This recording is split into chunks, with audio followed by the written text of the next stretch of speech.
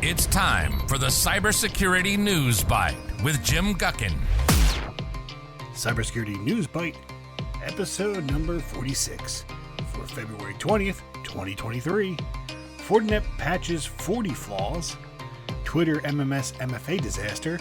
Coinbase cyberattack target employees with fake SMS alerts. And Spain orders extradition of alleged British hacker to the US.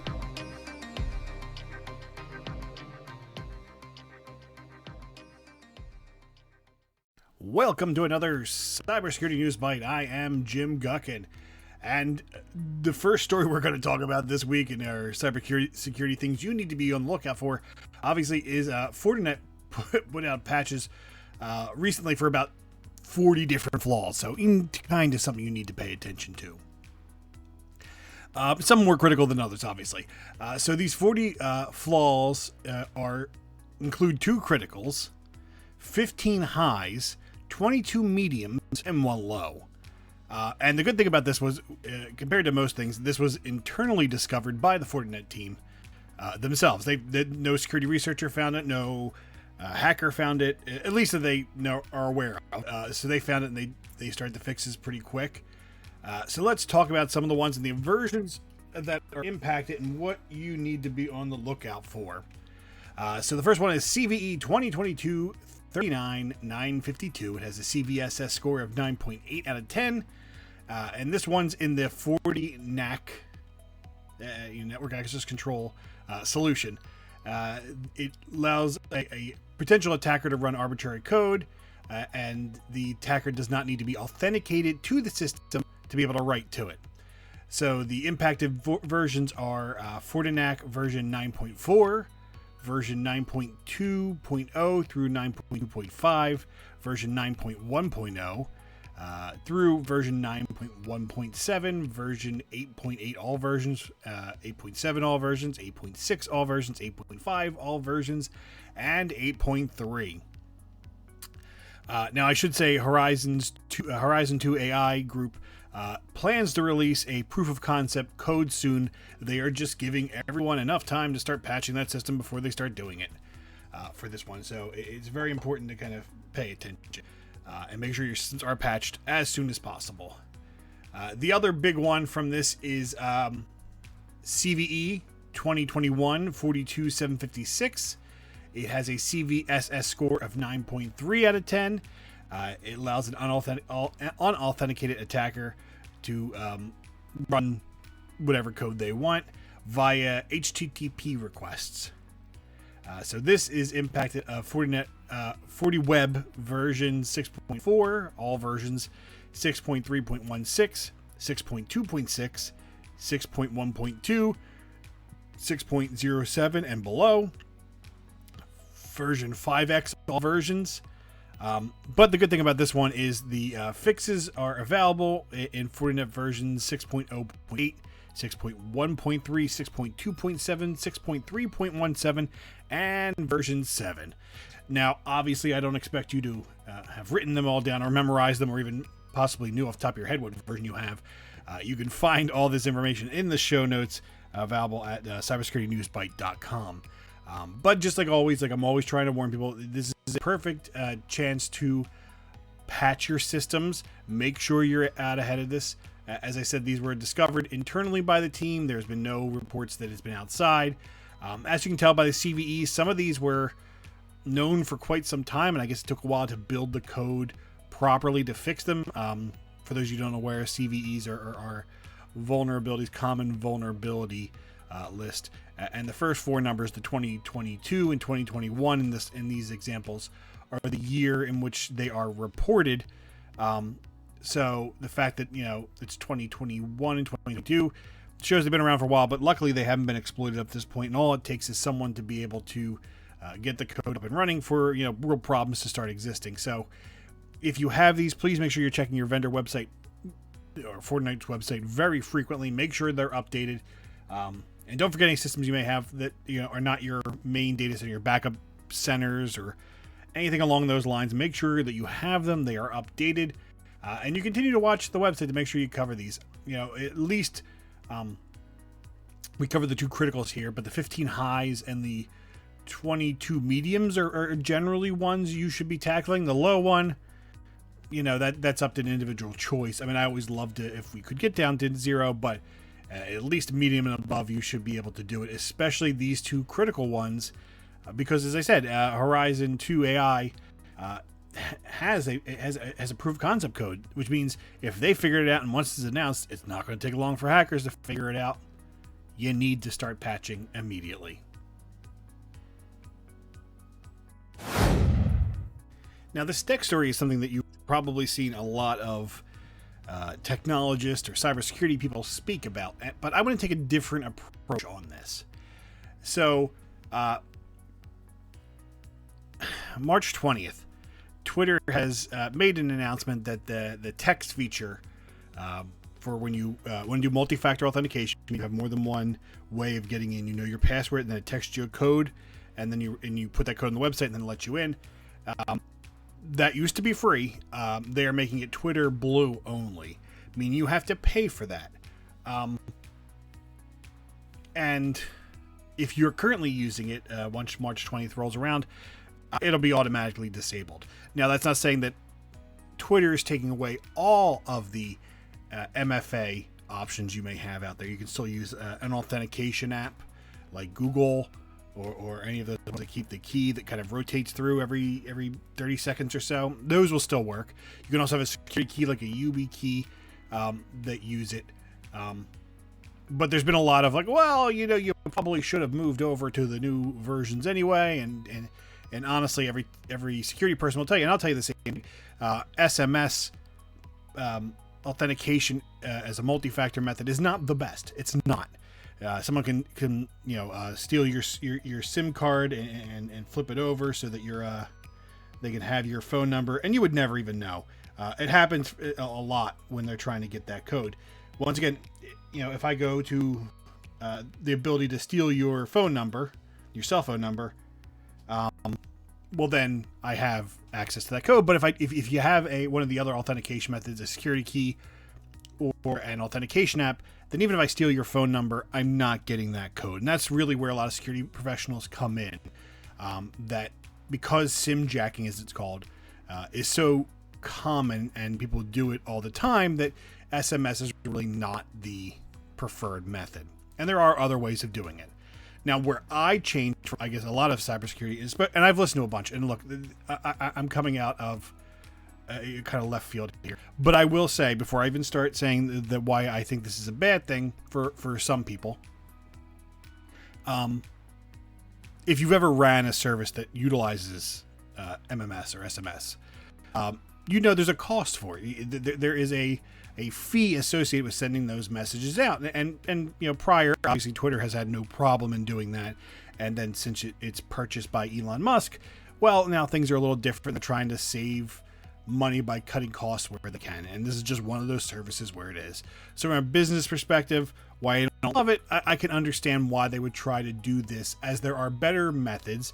As a lot of security professionals will tell you, you shouldn't be using it anyway. There's a big push in the security world to get rid of SMS and MMS messages that contain a code. The downside being that there's so many places that still utilize it as a primary way of verifying who you are when you put your password in. A lot of banking sites continue to use this, and slowly they're making the switch over and they're giving you other options, but a lot of them still have it by default. Now, where I want to say this is a bad idea really comes down to people who are older, who may not have the skills or the technical abilities to understand a rotating key application like you would get from a Google Authenticator or one of those lines. I like some of the authenticators to give you the push option, where it pushes a notification to you, you say yes, and then you're in. But that's not an option here. It's one of the ones where you have to look at the thing and give it a 6-digit code, which is absolutely fine. I mean, I use that personally, as well as have a security key as an option to access my account. But I understand I'm not the only one out there who may have this, but it's a special skill set that I have. I understand the technology. My job is security. I want to make sure it's locked down the best it can be.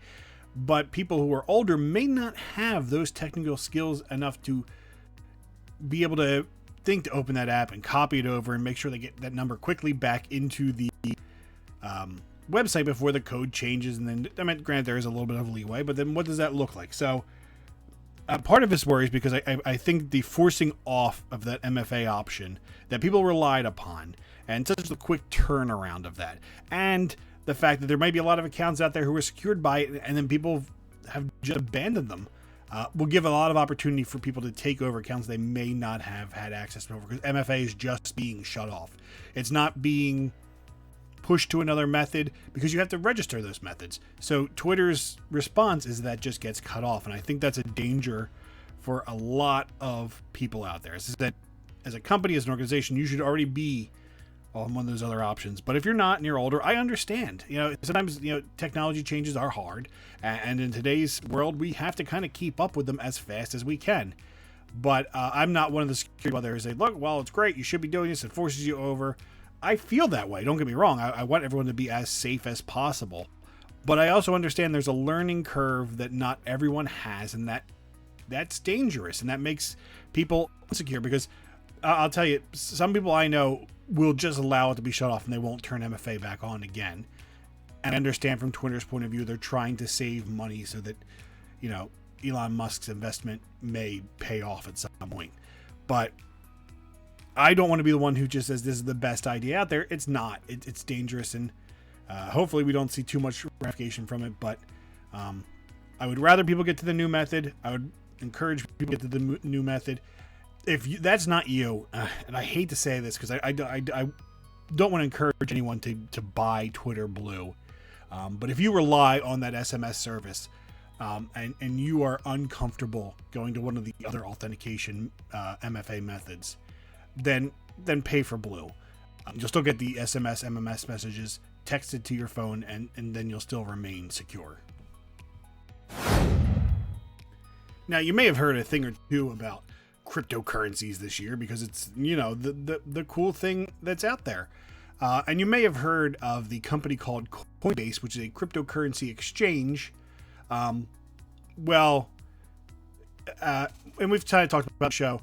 There was a phishing attempt that was not email based, it was SMS based or text message based, which is sometimes called smishing. But a attacker obtained contact information belonging to multiple employees in Coinbase based on a fake SMS messages. Coinbase has said that at this time, there's no customer funds and no data being missing or accessed. It's completely unaffected. But it's something, in this modern world you have to kind of pay attention to. So first, let's talk about the attack. On Sunday, February 5th, an SMS alert urging company employees to log into to their accounts. And this was obviously the fake SMS message. Most employees did the right thing. They ignored the message. Unfortunately, just like everything, most doesn't really help. One employee did fall for it. They entered their credentials. And they pretty much gave their credentials to a hacker. The hacker thanked them for it and prompted them to disregard that message. Their account was fine now. Obviously, this is all fake from what the malicious actor was doing. So then once they were in, they logged into Coinbase's internal systems using those stolen credentials. And obviously there needed to be something along the lines of MFA there, but this is what happens when there's a problem. Because once again, they only had the username and password. If they would have an MFA, here's where you get a big win, and that would have stopped right there. Now, 20 minutes later, the hacker called the employee claiming to be from the Coinbase IT team, which makes sense in a big company. Sometimes you don't always know all the IT people, and directed them to log into their workstations and then gave them some kind of instructions on what to do. Once again, not great stuff. This is the hacker walking them through to be able to install more software. Now, I will say the cybersecurity incident response team at Coinbase was pretty quick. They detected that unusual activity within about 10 minutes of the attacker getting into the system. They contacted the employee to inquire about some usual activity they've seen. If you ever worked in a SOC, this is something you do all the time. You just have to make sure that the information is exactly as you see it. The employee then realized that he was going on. He realized he wasn't talking to the IT department. The security was like, nope, this is not good. And they broke off all communications with the hacker. Now, the good thing about this is Coinbase is turning around and giving some things that you can look forward to if this attacker tries to hit you. And one of the things was any web traffic from the company's technology assets. They saw, including SSO dash and then whatever.com or dash SSO.com or login and something SSO dashboard something.com. They used all these different variations that kind of trick people into it. They said look for any downloads or attempted downloads of specific remote desktop viewers, including AnyDesk and ISL Online, which I'm assuming what the hacker was trying to do. Any attempts to access the organization with a third-party VPN provider. This one they called out Mulvad VPN, MULLVAD. They said be on the lookout for any incoming phone calls, text messages from specific providers, including Google Voice, Skype, Vonage, Nexmo, and Bandwidth. These are just a hacker trying to pretend to be another company to get you to do what they want you to do. And there was an attempt to install a browser extension called Edit This Cookie. So if you see any of those things on your network, please be on cautious about it. And make sure all your users know what the proper procedures are to reaching out to them in the middle of an emergency, so that you don't have this issue where, employee might go, oh, well, this is probably them. Make sure they're trained, make sure they know what they're doing, and make sure they just report anything to you. There's not much you can do to block SMS messages, except individually per phone, but if they know, you'll be safe online. And for our final story this week, depending on your view of hackers, this could be a very good story for you. So, Spain's national court has agreed to the extradition of to the United States of a British citizen. So we have 3 different countries involved here. A British citizen being extradited to the U.S., who's currently under Spain's authority. So the person involved has allegedly took part in multiple computer hacks, most notoriously the July 2020 hack of 130 Twitter accounts of public figures, if you remember. This included people like President, not president, he wasn't president at the time, Joe Biden, Barack Obama, Bill Gates, and there's been a court case going on where the requirements, as far as the Spain's national court has said, the requirements have been met to hand Joseph James O'Connor to U.S. authorities based on 14 charges. Some of these charges include revelation of secrets, membership of a criminal gang, illegal access to computer systems, internet fraud, and money laundering and extortion. Now, James Joseph O'Connor, which I swear they just use the 3 names when you're in trouble, is 23 years old. He was born in Liverpool, England, and he was arrested in the southern Spanish coastal town of Estopana. I'm going to guess that's how you say Estepona, Estepona, in July of 2021. And ever since, there's been a court case on trying to get him out. So this is where you get the 3 different places. The U.S. wants him. He was born and he's a citizen of Great Britain, but he's living, or at least was caught in Spain. He's also been accused of hacking Snapchat of a so far unidentified public figure. And this is where one of those charges come in. He had tried to extort them for money, saying, hey, look, you've got nude photographs in your Snapchat. I'll make them public unless you pay me. So that's where the extortion comes in. And then he was also believed to have been part of swatting. If you're not familiar with swatting, this is where someone pretends to call a local police department, pretending to be a crazy person or whatever, enough to have that local jurisdiction's SWAT team, which is where the swatting comes in, raid the house, usually to scare the person, but there have been cases where it has been deadly, because mostly the SWAT team believes what you told them. So if you tell them you're a crazy maniac, and then you open the door and you have no idea what's going on, and you have people just screaming at you, it could be pretty bad. So yeah, this guy is going to get extradited to the United States, face charges for all this stuff. So as I said, if you're in that camp that says, hey, look, hackers get what's coming to them. Yeah. And look, the Snapchat stuff, I mean, there have been so many celebrity leaks online. But I tend to draw the line at a person's new photographs. I mean, that's, to me, that's a little level of personal that's not there, unless they're morals are getting hard at a certain point. But I don't think releasing nude photos of anyone is ever really a just thing to do, and to try to extort money. That's really what it came down to. They didn't really care about anything else. They just wanted the money. But this is what it comes to nowadays. And swatting, to me, it happens all the time. I hate it, because you're putting the risk of someone's life for a joke.